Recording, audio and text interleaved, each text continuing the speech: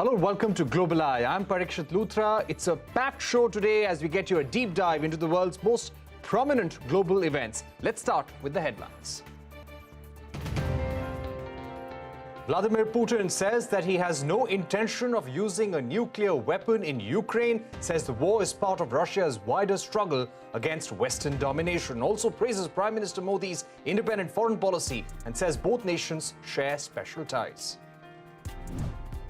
Rishi Sunak finishes his first week as British Prime Minister, plans to create a buffer in the public finances to fix the budget shortfall, which could lead to tax rises and spending cuts. Also says he's in agreement with Prime Minister Modi to conclude a comprehensive and balanced free trade agreement.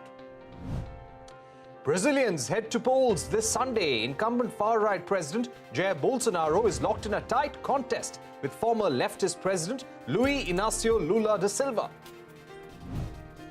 The European Union strikes a deal with its 27 member countries to ban new cars with combustion engines by 2035. Cars currently account for 15% of all CO2 emissions in the EU. Pakistan Prime Minister Shahbaz Sharif is set to meet Chinese President Xi Jinping on his two-day visit to China. The agenda is likely to include strategic cooperation, partnership, and exchange views on global developments. Sharif is among the first foreign leaders to visit China after Xi Jinping secured a third term.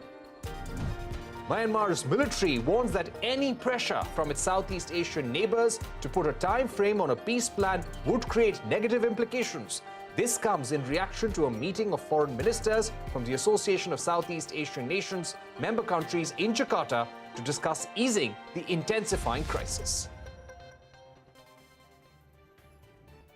First up, the big political story from the United States, the midterm elections for the U.S. Congress, the House of Representatives and the Senate will take place on the 8th of November. Why is this important? Because the party, which has a majority in the Congress, will have a greater say in passing of legislations, and it also impacts the popularity of the sitting president.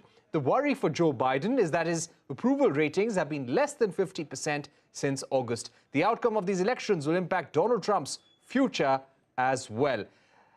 Let's now go across to Olivier Knox, national political correspondent at the Washington Post. Olivier, thank you very much for joining us. Give us a sense of the big issues that are playing out on the ground in this midterm election.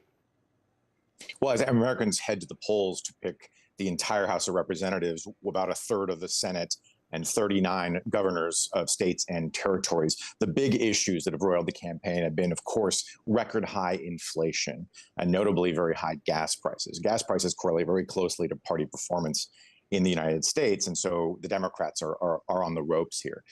The other issues that have been on the table, one has been crime. In 2020 and 2021, we saw rising crime in America, rising violent crime in America. Republicans are blaming that on the Biden administration and on Democrats more broadly. The border issue, immigration over the southern border, has been an issue, particularly inside the Republican Party. You'll remember that Donald Trump's big slogan was to build a wall on the southern border. And then in late spring, early summer, the Supreme Court kind of lobbed a grenade into the political landscape with a decision that rolled back Roe versus Wade. That's a basically 40-year-old decision that guaranteed women in America access to abortion. But they rolled that back. A number of states now have made it illegal, and Democrats think they can harness anger among women nationwide to maybe limit the damage of the midterms. Right. Also, how many Donald Trump-backed candidates in this election? And if they do well, what does that mean for Donald Trump? Well, if he does well, particularly at the House level, it'll mean that he'll have enormous influence over the legislative process. Now, the assumption right now, the basic conventional wisdom is that the Republicans will retake the House. Control of the Senate is something of a coin flip. But if, in fact, the Republicans do retake the House, and if, in fact, the Donald Trump, the most loyal Donald Trump supporters are carried to office, then obviously he will wield enormous influence over that chamber. And what that means is, any legislation to do with government finances has to start in the House. And so that's one important point. But the other important point is that the House would then be able to do what Republicans have said they want to do for the last year and a half or so, which is investigate the Biden administration, investigate Hunter Biden, the president's son, look into the withdrawal from Afghanistan, a number of other issues as well. So it's not just legislation. It would also be the use of congressional investigative power to harass the Biden administration. Right. Do you also feel that it would give a chance to Donald Trump to maybe run for president once again? Well, Donald Trump has been teasing a run for president in 2024, essentially since leaving office. It's the subtext to most of his copious fundraising emails out to his supporters. Republicans had begged him not to announce before the midterms. They want to try to keep Donald Trump symbolically off the ballot, if you will. Republican leadership worrying that if Donald Trump announces before the midterms, then Democrats would be able to say, aha, Donald Trump is effectively on the ballot and get turnout. Notably among independents who helped Joe Biden capture the presidency last time around. So we're going to be watching very closely, not just in the run-up to these midterms, but afterwards. Look to see if a lot of Trump supporters win. He will no doubt come out and take credit for their victories. And then, of course, it would increase the likelihood that he would run in 2024. All right, Olivia Knox, we've run out of time, but thank you very much for summing up this important midterm election on the 8th of November in the United States. Moving on from United States to United Kingdom now. Earlier this week, Rishi Sunak, an Indian origin MP from the Conservative Party, created history in Britain after he was appointed as the new Prime Minister.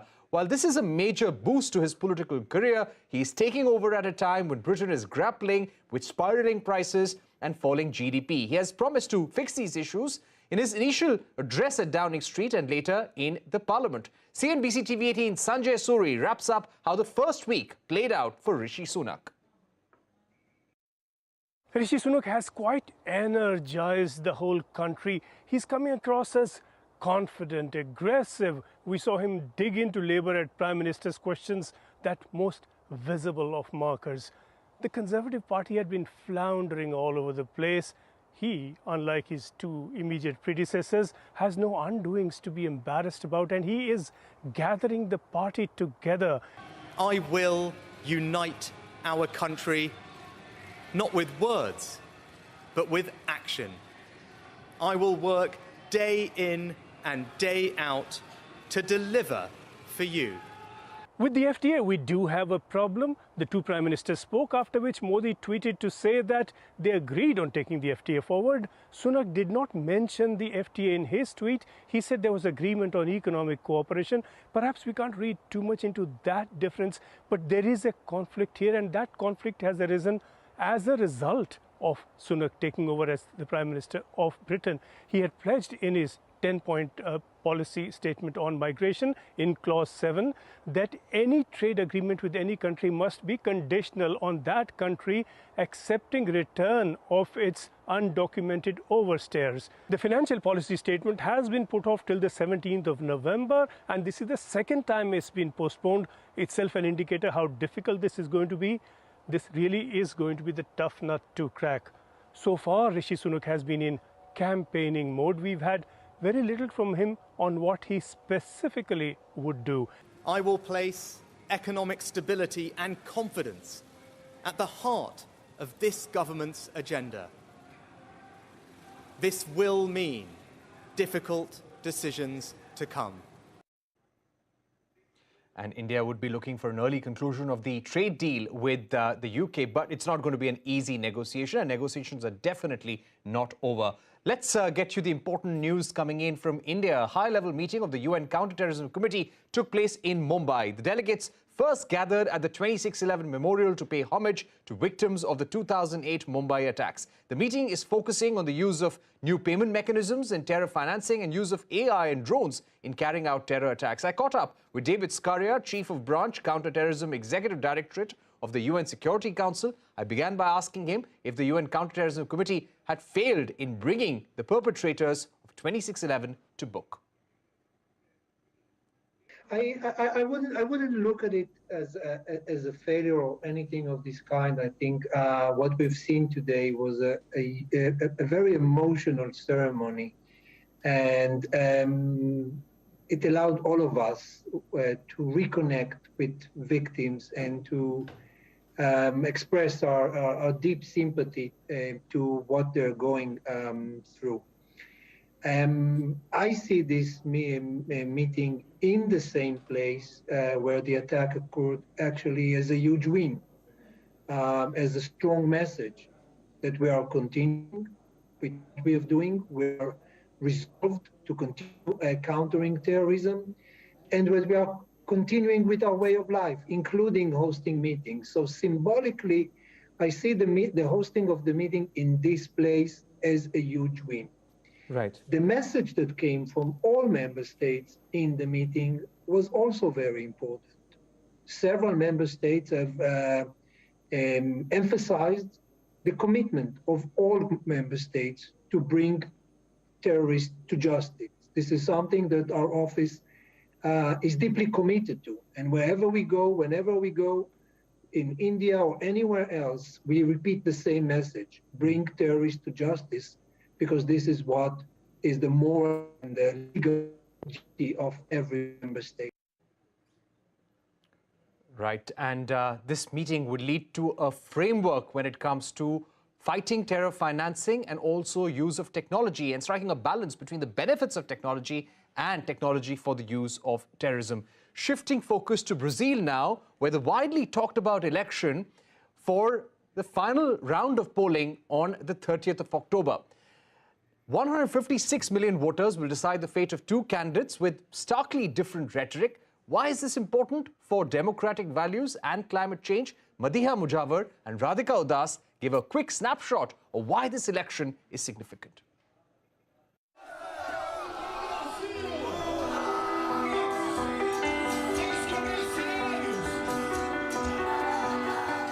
Incumbent President Jair Bolsonaro and his left-wing challenger Lula da Silva are attempting to woo Brazil's poor to swing the polls in their favor.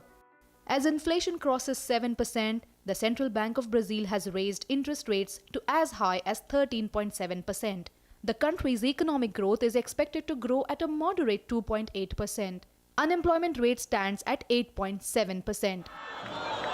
While Lula has been promising to eradicate poverty, Bolsonaro government is providing temporary cash handouts to ease the pressure. Former army captain Bolsonaro won the 2018 presidential elections with his anti-corruption campaign that had brought down his rival Lula, who had ruled the country from 2003 to 2010 and enjoyed a 90% approval rating. Bolsonaro's campaign is a continuation of his conservative pro-business agenda. Bolsonaro has been criticized for the handling of the COVID pandemic by dismissing it as a little flu.